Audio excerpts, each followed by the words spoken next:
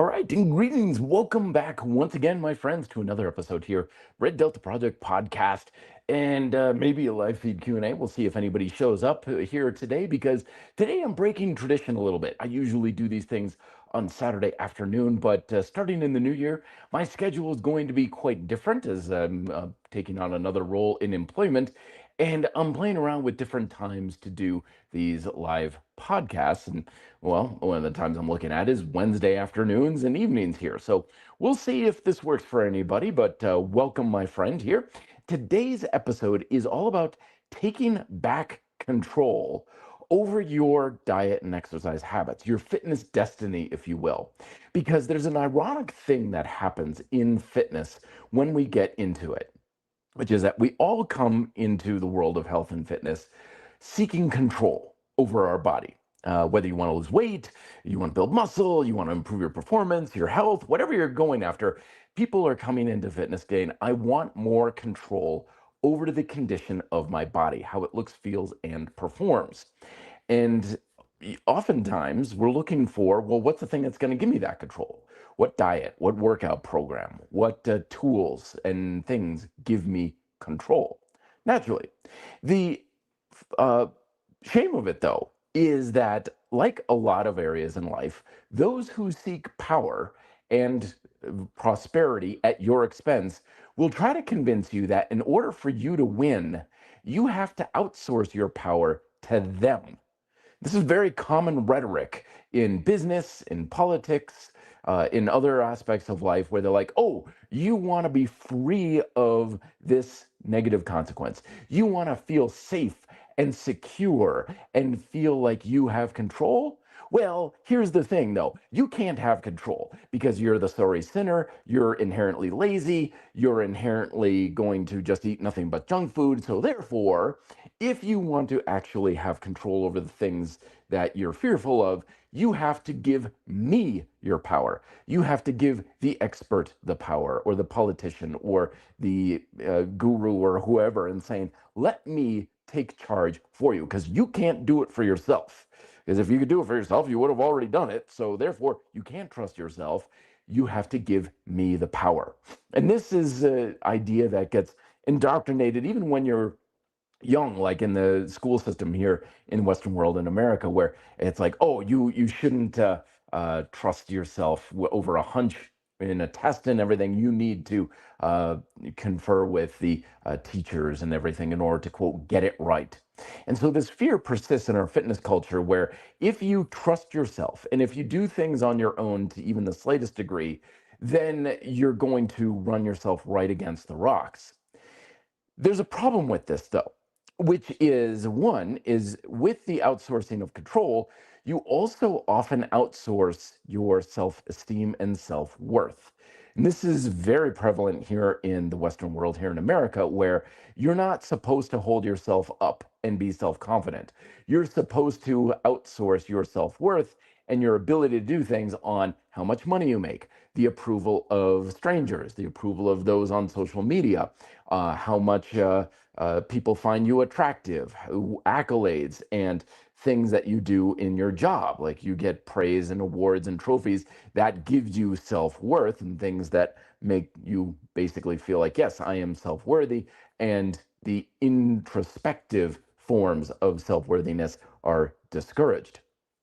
And the more you seek this external outsourced validation for self-worth, the more it eludes you, because you're never going to have enough, because of course your self-worth is something that can only be produced from within. So if you have a deep, bottomless pit of a black hole of self-worth within, you can just endlessly suck in endless amounts of accolades and praise and accomplishments, and it's never going to be enough. And boy, am I speaking from experience on this one.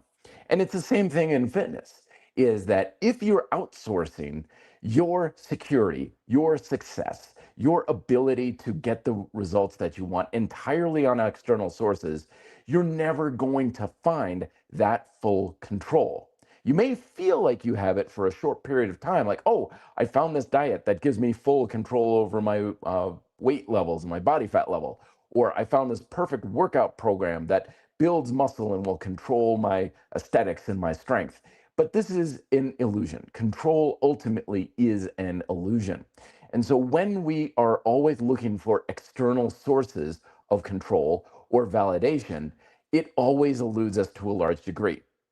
Because what we honestly need is internal, self guided approaches towards the things that we want. We have to do it somewhat for ourselves. That doesn't necessarily mean you can't rely on others in order to do it. Of course, the experts and external sources are certainly valuable in providing information and education and ideas and inspiration. We still need that stuff. But what I'm talking about is 100% handing over the reins of the entirety of your control to something else. And that's why a lot of times people will come to me and they'll be like, I just need the program that's going to work for me. I just need the diet or the workout or something that's going to spell out exactly what I need to do to the letter. Exactly how many grams of protein do I need to eat for breakfast? How many calories do I need to eat per day? How many sets and reps? Give it to me in explicit detail, exactly what I need to do. And this is, again, coming from a lack of self-worth of, I can't make choices for myself. I can't make these decisions for myself because I'm afraid of getting it wrong. Plus, there's the rhetoric in our fitness culture saying, you can't trust yourself with this kind of thing. You can't trust yourself to figure it out on your own. You have to let the experts handle it for you. You have to be, led by the hand and coddled every step of the way because you're the one who can't do anything right. And therefore, we outsource to external validation, external information, and external guidance all the way, but feeling like I can't do it at all for myself. When the fact is, the more you do that, the less control you actually have, the less you're going to be able to grab the wheel with both hands and direct your vehicle on where you actually want to go. Because ultimately, external sources are never going to be enough. They're just never go. There's no program, there's no diet, there's no book you can read. There's nothing out there that's going to be a complete 100% solution to everything you need for the rest of your life. It can be very valuable, it can be great. That's why I write all my books and everything. But you're never going to find that 100% complete solution from something else that's going to give you everything you need. It's just never going to happen. And the more you look for it, the more it's going to elude you for many reasons. Number one is that we're all unique and we're all different. And as a coach, I could tell you, I can't tell you exactly what you need if I don't know you and I don't know your circumstances and your situation. So that's why I'm a personal coach. I meet people in person. I cannot write a book that's going to give you all the answers that you need. No one can. This podcast sure as hell can't do it. My videos, everything else can't be that complete solution, which means you have to fill in the gaps. You have to do it for yourself. You cannot get it from other folks. And if you don't trust yourself to do that, and you don't believe you have the strength to do that, you're just never going to finally grab that wheel with both hands and take control. And then finally, if you are in a situation where you're like, oh, my program is great, my diet is great and stuff, it's not going to stay that way. It's going to change. We've all come across this scenario where we feel like, I think I've got a full solution here. I think this is it. I think this diet that I read about in this diet book or this workout program that I found on a YouTube video or stuff, I think this is it. I think this is the happily ever after golden ring that I've been looking for. And it can be that for some time, but I guarantee you it's not going to stay that way because change happens. It's going to be something that is no longer going to be a good fit sooner or later. So the reason why this works is because you have to make your own decisions. You have to make your own calls to some degree along your journey. And when you're a beginner and you're just starting out, absolutely, it makes all the sense in the world to just sit down and be like, Coach, I have no idea what I'm doing. Give me direction. Tell me what to do. That's great. When I was learning how to scuba dive years ago at a resort course in Grand Cayman, I was like, I know zero about scuba diving. I know if I get something even a little bit wrong, things can go sideways. And when you're 60 feet underwater, that's a bad place for that to happen. So everything the instructors were telling me were like, yep, I'm going to definitely do what they tell me to do. But as you get experience and as you get feedback from what you're doing, you're going to be able to have more self assurance and self reliance over these things and take more control for yourself. And that's why it's important. Not only because you're going to know far better for what's going to actually work best for you, but it's a consistency thing as well. There's this analogy that a former coach and employer of mine gave me the other day in one of his videos. And he said, it's like a skin graft. And stay with me on this one. He's like, seriously, a skin graft. If you need a skin graft, you're in a hospital, emergency situation, you got three scenarios. Scenario one is they use the skin of another animal on you. Pig or even salmon or fish and stuff like that can be grafted onto you. Now, this is a Band-Aid at best. It's a very temporary solution used in emergencies just to get you to survive a little bit longer because it's not human skin. It's so foreign and different from yourself that the rejection rate is very high and it doesn't last very long. But at least it gets you from, point A to point B, and then you can take further steps to hopefully save your life or, be able to be treated.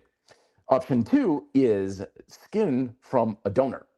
This can be from a donor in the hospital or a family member, something like that. The adaptation of this, and it works a lot better and it lasts a lot longer, but the rejection rate is still relatively high and inevitable. It just lasts longer because it still isn't your skin. And then the third option, which is the best option, is you get a skin graft from your own skin. It's taken from a different part of your body, or they take some of your skin cells and they grow them in a petri dish and then apply them to your areas that need it. This is the ideal situation because it's your solution. It's your skin. And the same thing happens in health and fitness, is that the rejection rate, the more external the thing is, the higher the rejection rate is. But the more it's your personal thing that you're taking ownership over, the lower the rejection rate is and the better it works for you, which is why trying to find that personal solution from a more external thing like a podcast like this or a book or whatever is going to probably have a much higher rejection rate, and you're never going to find that perfect fit. We could try 100 different types of animal skin on a burn victim. Nothing is ever going to fit because it's just too external. But the more you're making your own judgment calls and you're making your own decisions, the better the adaptation is, the more it takes. And that's why, as a coach, I am not just going to sit down and just be like, do as I say, do it as exactly this sort of thing.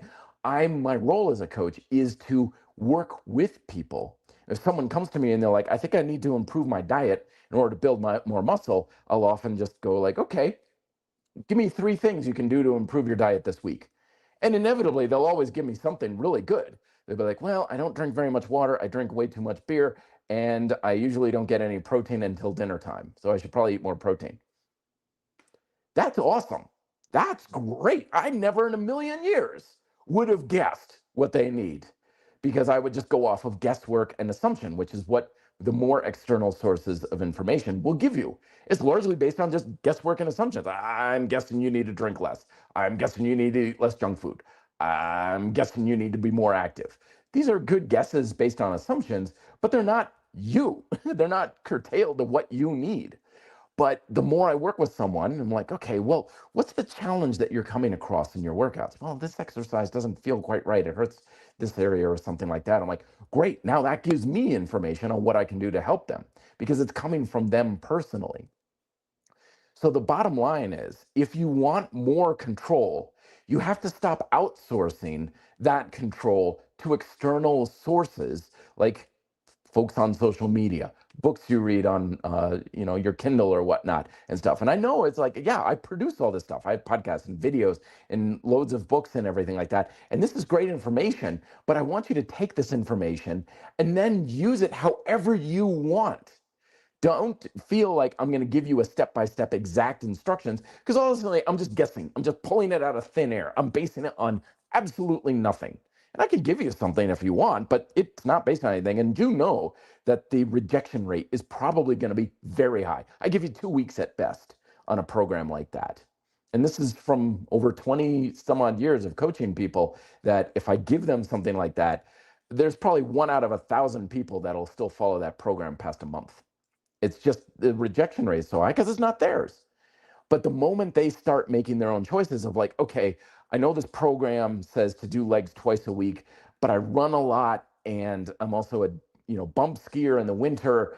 I feel like I'm better off working my legs in the gym once a week. Yeah, you probably are. Why? Because you know your body and your lifestyle a lot better than I do.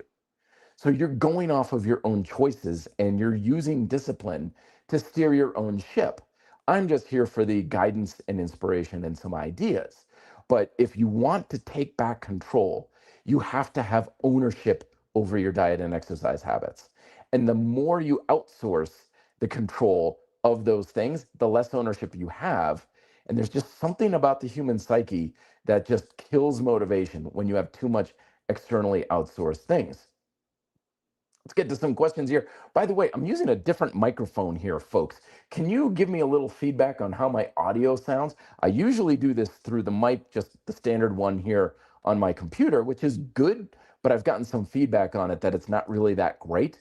So tell me if this works, if it's good or is bad or whatever, because I can't hear it. I don't have a monitor on it right now. But anyway, Active Adam says, I'm 41. Is my most sedentary year as an adult. I retired from triathlon last year. Wow, triathlon's pretty hardcore, man. Good for you. Been adrift. What mental recommendations do you have for getting back on track for general training? Thank you. Oh, this is a fantastic question, because we all have those scenarios in life where we have disruption. Life happens.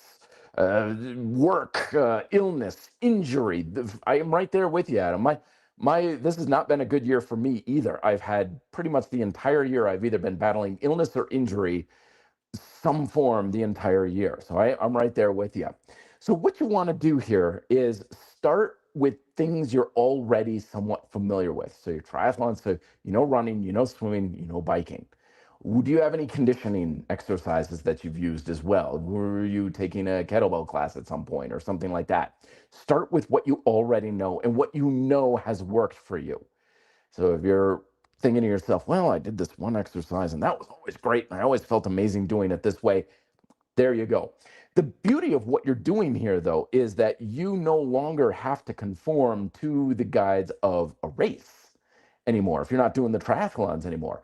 So you can literally just go ride your bike for any amount of time and distance you want. If you want to stop on a mountaintop and take in the view, you can. You don't have to wear your heart rate monitor. If you want to just go for a run around the neighborhood for the sake of getting your heart rate up, you can do that. So what I would do if I were you, Adam, is make a plan to do 3 things this week that you've done before that you just inherently want to do for the sake of the fun of doing it. What kind of run do you like? Do you have a favorite route or a running trail that you used to do? Do you have a particular exercise you like to do? Just ease into it. You don't want to feel like, oh, I got to catch up and make up for lost time or anything like that.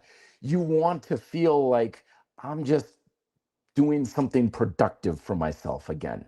I'm moving forward from my current state. You're not making up for lost time or running to catch up. You're just moving forward. So it's all progress no matter what you do from here on out.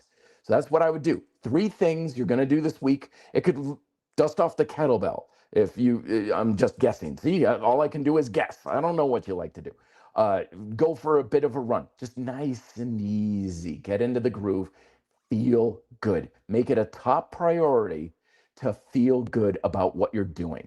Because if you feel good, that's going to spur more motivation to continue doing that thing, and you'll be off to the races.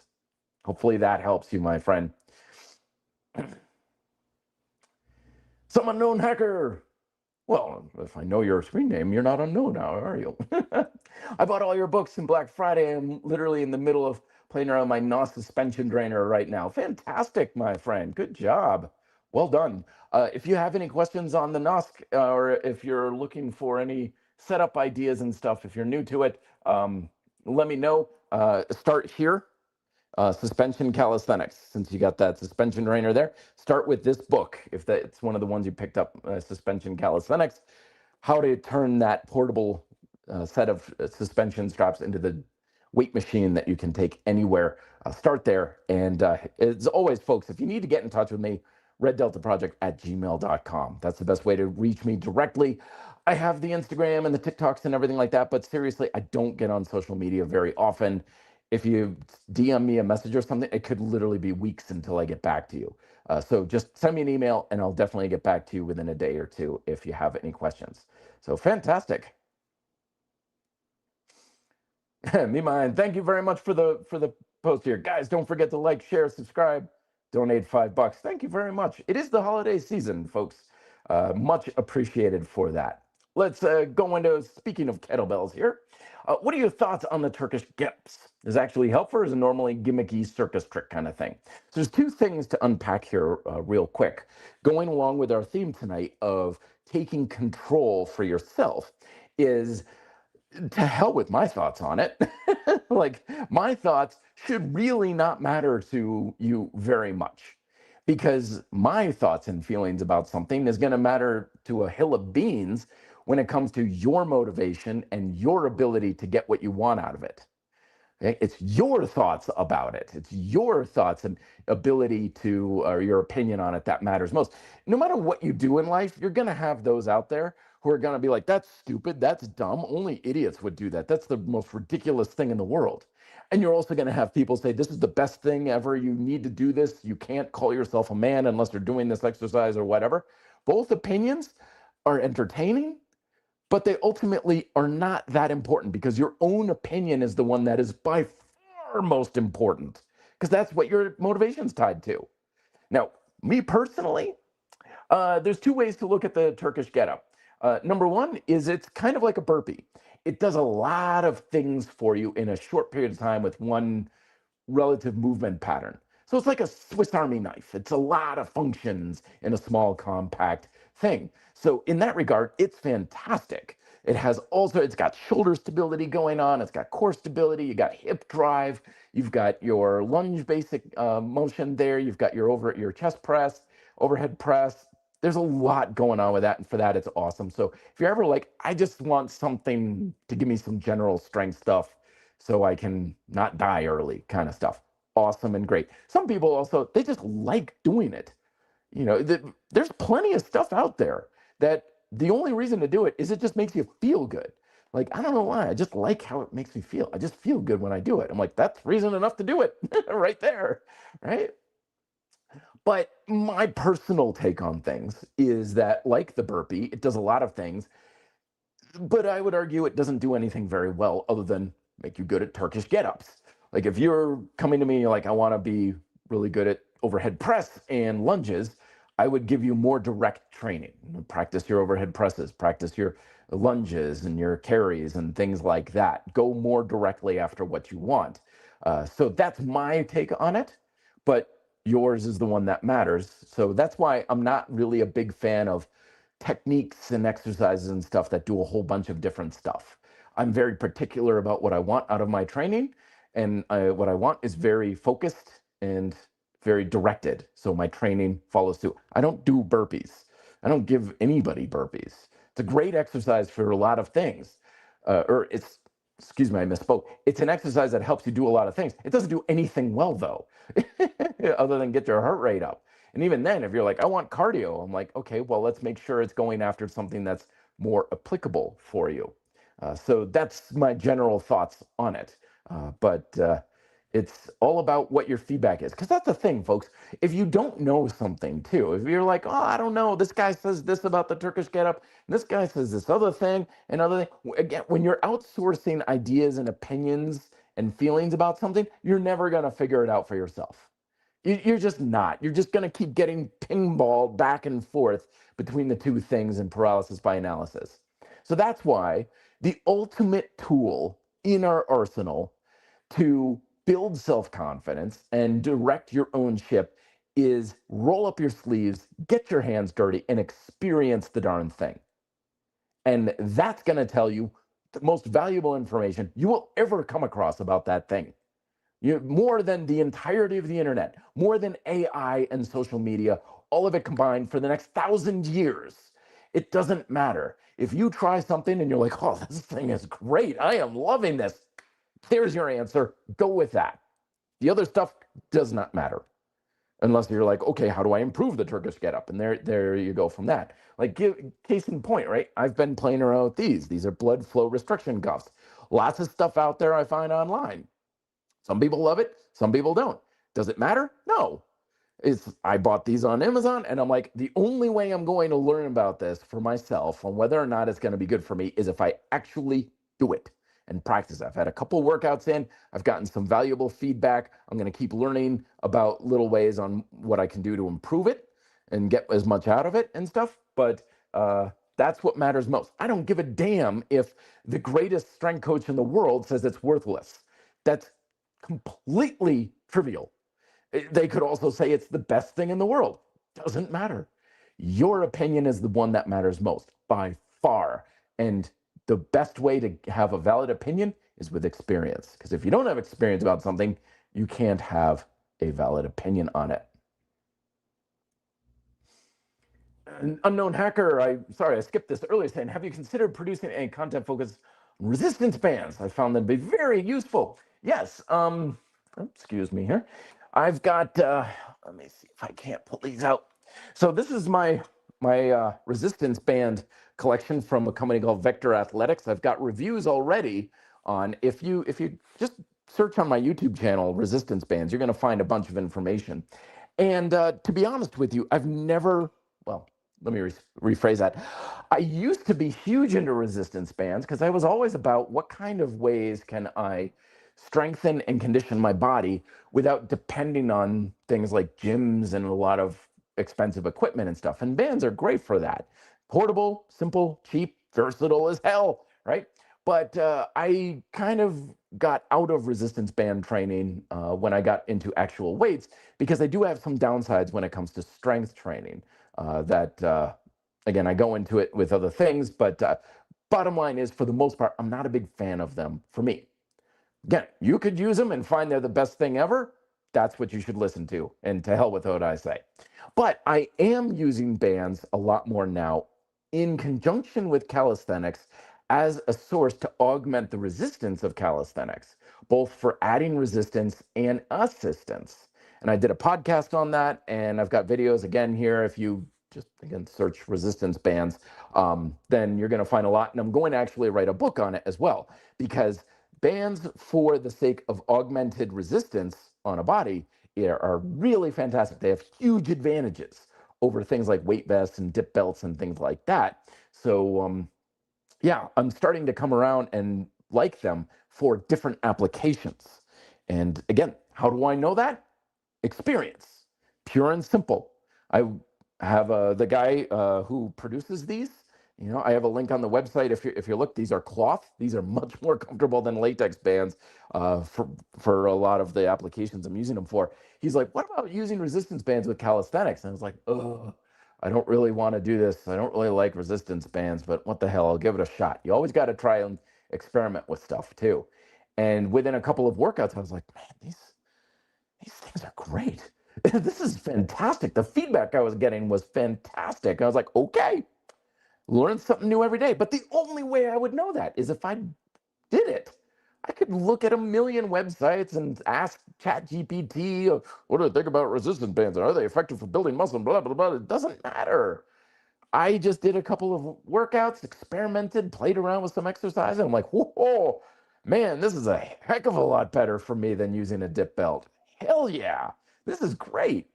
So that's the journey that I've been on, and I will be producing more content, but I already have quite a bit of content that you can check out if you just search resistance bands on my channel.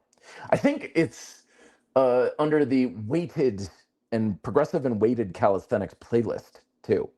That's the weighted and calisthenics conjunction, because, you know, again, I wrote the book, you know, weighted and progressive calisthenics. It's one of the several disciplines of grind style calisthenics. And this is where I usually tell people to start if they're looking to build muscle with body weight training. Start with this book here, because this gives you the best foundation for building muscle and strength with body weight training. But I digress. I know I got to show my own stuff here. But again, it doesn't matter. Like, this stuff is just tools. It's no different than going into a hardware store and buying a hammer. All right. This book, the information in this is just a tool. It's a hammer. It does not get you results. Nothing can. It's just a guide. It's up to you to take this and then use it in your own application. Let's see. Homework. Good to see you. What do you think of the recent trends in Mike Mentzer's lower rep range? Thanks a lot from your previous suggestions on helping my lower back pain with pointing out my toes. Oh, fantastic. I'm glad that's helping for you. Let me make things real simple for you. Again, this is the outsourcing thing. Mike Mentzer's lower rep. I don't care what Mike Mentzer did. He's got nothing to do with me. The man was a professional bodybuilder, and that alone, being in a competitive arena, is a different class of lifter. Steroids are also something to consider, part of the equation as well. So it's very much apples and oranges when you compare these sorts of things. So here's the way to think about it is when we are lifting, we've got strength, endurance, and hypertrophy. Now, if you are contracting your muscles with more tension, that's stimulating strength. So the lower rep range, higher weights. If you are going the opposite direction, higher repetitions, lower weights, that's more for endurance, naturally. And stimulating hypertrophy is more about challenging your overall work capacity, pushing your muscles close to failure and getting enough volume that your muscles are pretty cooked at the end of the session. Now, the beautiful thing about hypertrophy, because when people talk about Mike, they're talking about building muscle usually. They're like, what about doing it this way? What about doing it that way? What if you're like, when we understand the fundamental nature of how fitness works, we understand that it really is very little to do with the actual program you're using. It's just, are you achieving your fundamental objective? Are you challenging your muscular work capacity? Can you do it lower reps? Absolutely. But if you're using a fairly low volume, you may need more sets in order to do that. If you're doing it with higher repetitions, you need to do, or lower weight, then you need more repetitions to do it. If you're not pushing yourself very close to failure, then you need more exercises and more sets. You can do it in any number of ways. It's just a question of, well, do you want to do it this way or do you want to do it that way? Either way, you can go about it. So a lot of times when people get into these debates of, does this program work? Does this not work? And what, it's largely a worthless debate because it's like, look, as long as you're still challenging your work capacity, that's all that matters for the results. And the more important question to ask yourself, and again, taking back more control, is it going to be an easier way for you to achieve that goal? That's the money question right there. Because right now, I'm doing the Red Delta Project 24 Days video series. I do this every December, kind of like an advent calendar. And this year's theme is making this whole fitness thing a hell of a lot easier and much more effective. And the guiding compass needle that you want to kind of follow is, here's my objective, in this case, building muscle or challenging our work capacity. What's just going to be whatever the easiest way for you to do that? Because whatever's easier is going to make sure you do it more consistently, more effectively, and to a higher degree. And so if you tried lower rep, higher weight strength training, and you're like, geez, it just feels like I can't really push myself because my nervous system is more taxed, well, then there's your answer. It's not the best way for you. Someone else could have the opposite reaction. Your feedback is the honest information you need to pay attention to. And then you have to have confidence in yourself and the self-reliance to be like, yeah, I did the thing and it wasn't really, not there so much. And often you could say, okay, that's not going to work that well for me. Sometimes you can have that reaction and be like, okay, it's not working that well. Am I missing something? Is there something I'm not doing quite right? And you can go down rabbit holes to figure that out. But by and large, if you're not getting much positive feedback, well, it's probably not the best for you. And that feedback is what you should be paying attention to, because we have to have confidence in ourselves. And this is one of those lifting lessons that applies to life as well. The more you outsource your happiness, your self-worth, your confidence, and your proficiency and success to external variables, the less control you have, even if those variables promise control. Even if they're like, okay, I'm going to have this and then I'm going to have that, because the more you outsource those sorts of things, the emptier you become inside for those very qualities you're trying to develop. This it took a lot of therapy for me to realize these truths here. I'm giving you like 3 years of therapy and thousands of dollars in this podcast here, because I used to have a lot of my personal self-worth and happiness outsourced to external variables.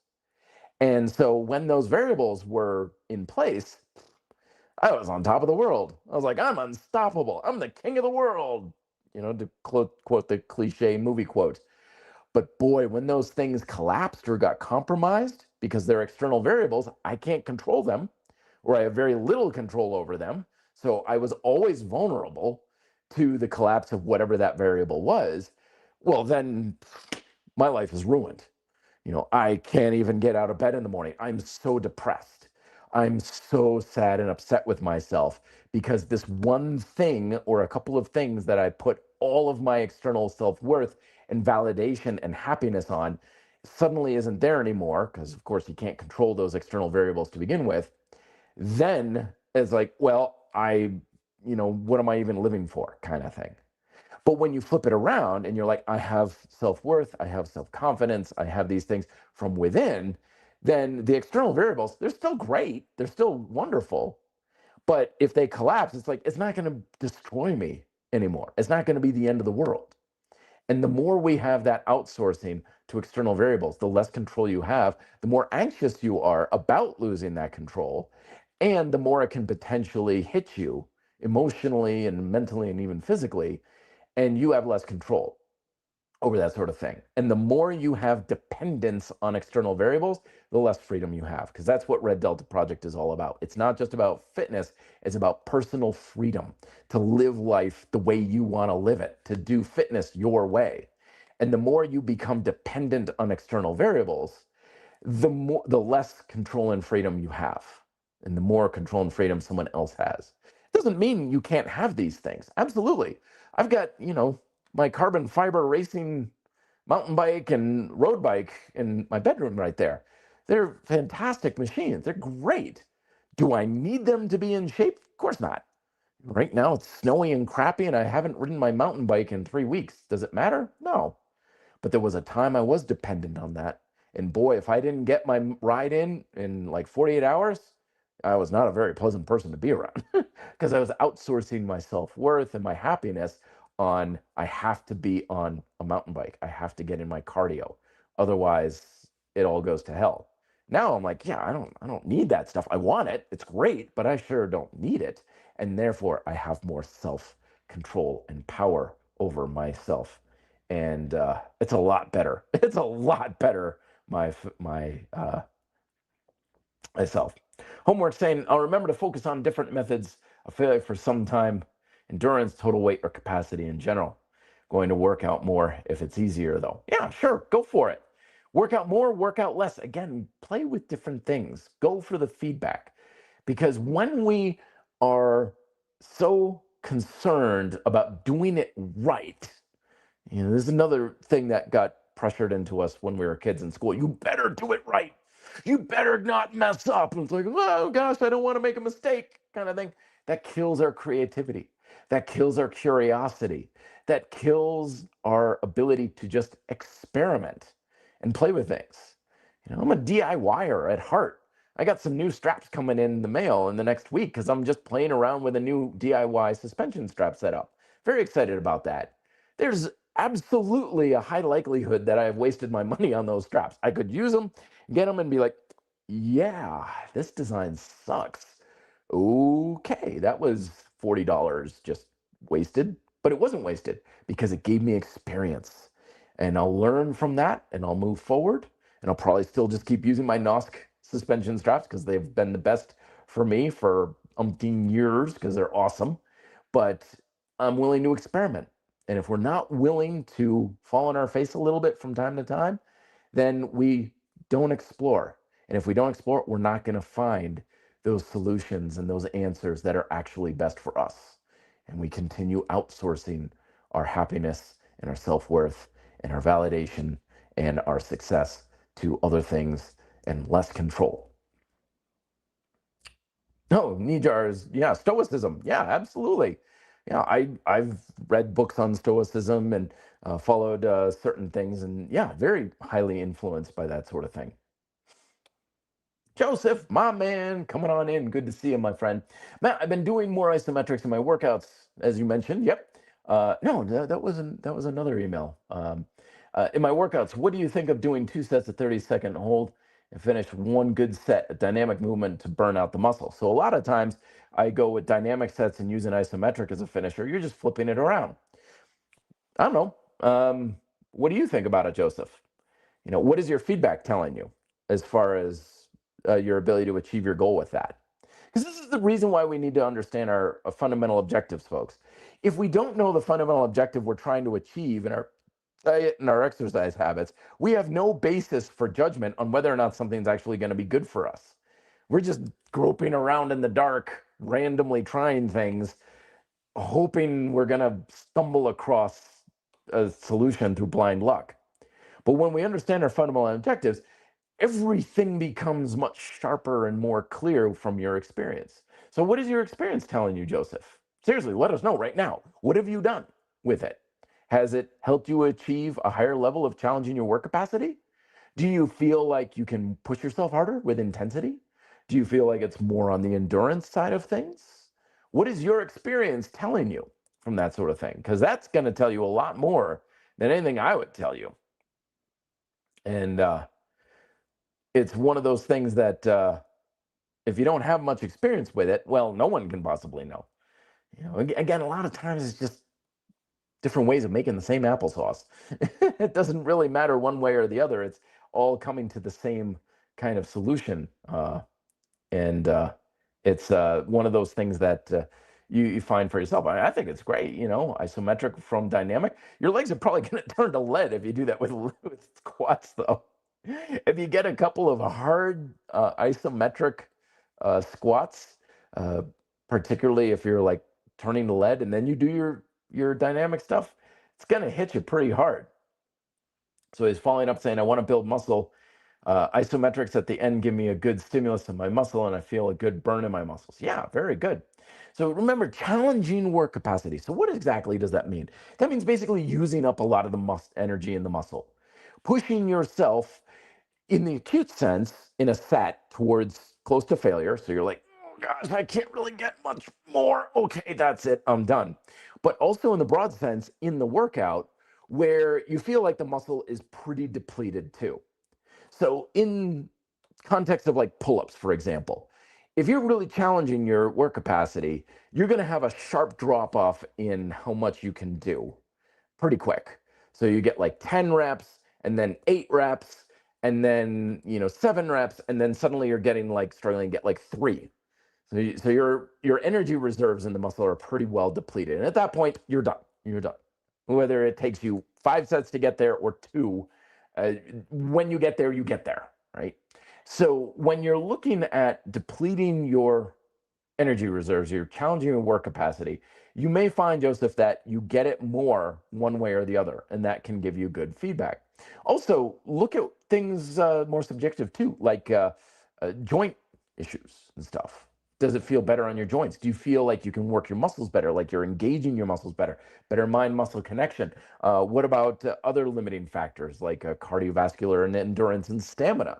Things like that. Basically, all you're looking for is this helping me challenge my work capacity better?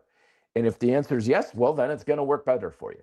And if it's like, oh boy, that's really tough for me to do, well, then it may not be the best way to go about it.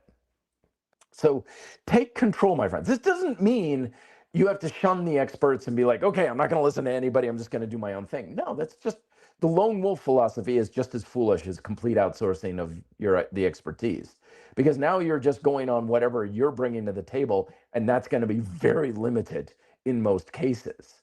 You have to continue to get out external information, critiques, assessments. You need things coming in from your outside as well. This is why coaches like me exist, why I make videos like this. You need to learn more stuff. The key isn't it's all about within or it's all about without. It's the combination of the two.